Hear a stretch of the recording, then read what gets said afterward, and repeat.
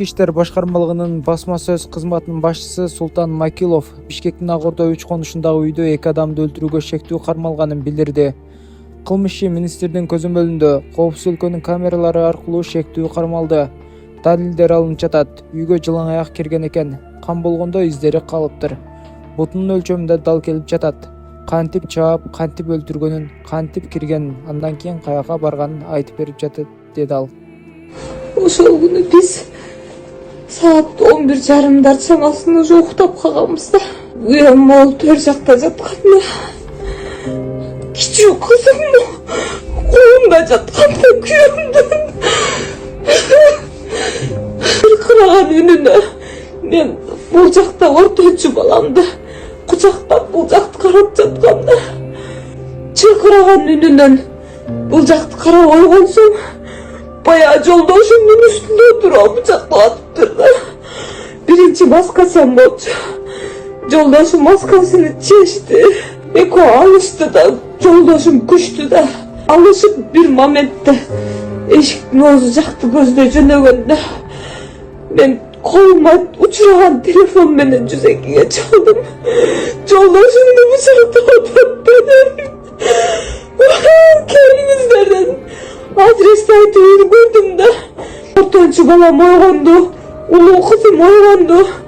Чыркырап жабышышты папа депчи. Мен болсо баягы баланын мол жерлеринен түртүп аттым да, эркин деп качтым.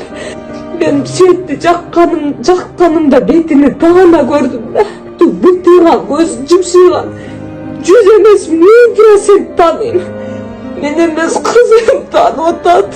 Мен бычактын саы учуну көрсөм, кызым бул жагына чейин көрүптүр да, учуна чейин. Учуна чейин кызым сүрөттөп айтып берип атат. Баягы баланы мен эмес, кызым да таанып отурат да. Кичүү азыр ортончу балам да ушул балады 2 күндөн бери көрүп атат баягычы. Ушул бала деп таанып атат. Мен да сөлөкөтү айтпадым беле, бир аз курсагы бар болчу деп. Курсактары өзү ушул 100% эмес 1000%. Кыргыз элине менин ичинде сиздер болдуңуздар. Кичүү балдарым өз көзү менен көрдү. Чыркыра ыйлады. Балдарымдын тамагы айрылып кетейин дедим. Бычактын үнү кулагымда. Азырга чейин кулагымда турат. Мени көзү ачык балында мени карап туруп айтты жолдошумчу.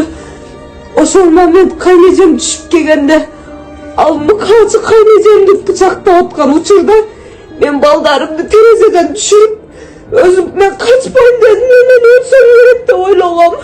Мен жетишпейм деп ойлогом да. Кызымды кач десем, кызым мама сен дагы чык качпайм деп туруп алды. Кызым качып кеткенде мен жолдошум менен өлүп кетсем анын разы элемин. Ошо менен жолдошум мен разы болчумун да.